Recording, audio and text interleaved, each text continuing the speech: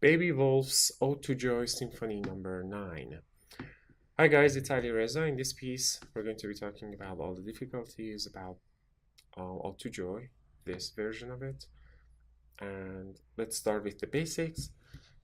Your time signature is missing, actually. It's not marked, but it's 4/4. It's actually a good example. Let's go over it. In case you don't have, well, you will always have time signature. Since this is a copy, I don't know why it's not marked here. But to count what your time signature would be, let's look at, let's say, this bar or the last bar here.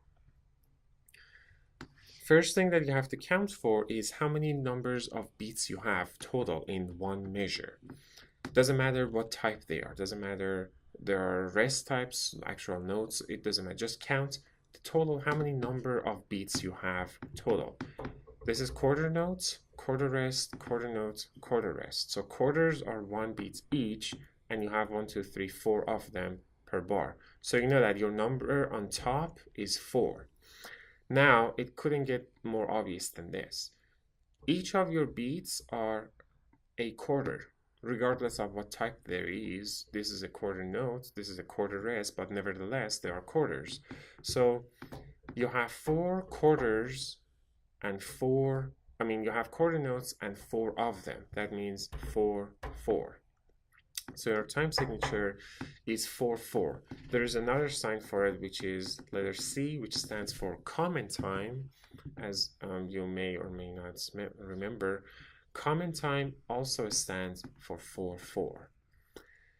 Okay, so starting with the piece, it's in the key of G major. You've already done this, done the scale. You start on open G, and you play all the notes until the next G, with F being sharp, which is third finger on D string as opposed to second.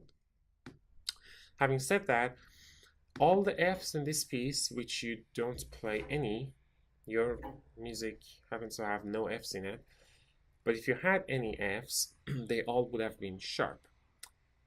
However, there is another sharp, which is D, but this is not in the key signature. And if you remember, if the sharps are not in the key signature, they are called accidentals. It doesn't need to be just sharps. It could be naturals, flats, whatever they are. If they're not listed in the key signature, they are called accidentals. Now, the difference is accidentals are only effective not only for the end of that measure, from where they start till the end, but also for their exact names and exact location of the first note that you would see it on. In this case, D. Moving on, the only thing that you see at the end is ralltondo, which I've actually explained, in different pieces. RALL stands for ralltondo, which means gradually slowing down the piece, the speed. Now, there's a difference between ralltondo and ritardando, R-I-T. Ritardando is more of a sudden effect where the speed changes, you enter a new tempo. And again, there are exceptions with different composers and different type pieces, but ritardando is a gradual effect, whereas ralltondo is a sudden effect, whereas ralltondo is very gradual. Anyways, starting from the top, the speed is not too fast. I'm sure you guys have heard this music millions of times. Your part, however, is not going to be playing the melody, where is not that melody, but you have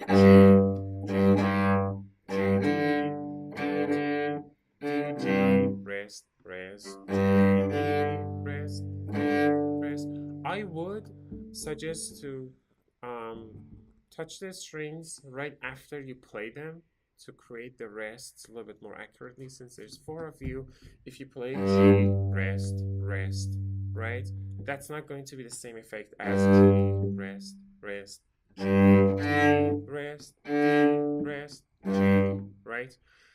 So everything stays very easy all the way to maybe this part, where you use low first finger for D sharp. So D, rest, D, D sharp. As you can see, open D is the natural version of D, which is the one that you play at the beginning of this measure right here. And then D sharp is first finger on the first take, which is white. That would be D sharp. After your D sharp, since you're going to be on low first position, right? So normal first, you could either do low just for your first finger, or if you can't reach that far back, you could go down on half position, it's called. But make sure for the next note, which is B, you need to be on the red tape. So after you played your D sharp, you go back up to normal position, and the rest of the notes stay all in normal position on the first position. So you have D, D, D sharp, and then B, E, A, D, D, back to G, G, G, D, right? You do that twice in the piece. The second time would be right here again. D, D, D, B, E, A, D, D, G. Then the rest is very simple, very easy.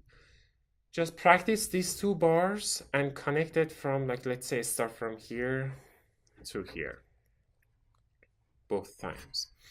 Do this a couple of times, practice it slowly, make sure you watch your fingers. You don't want to go too far down, too far up. Watch where you're going with your fingers, and then you'll be perfectly fine.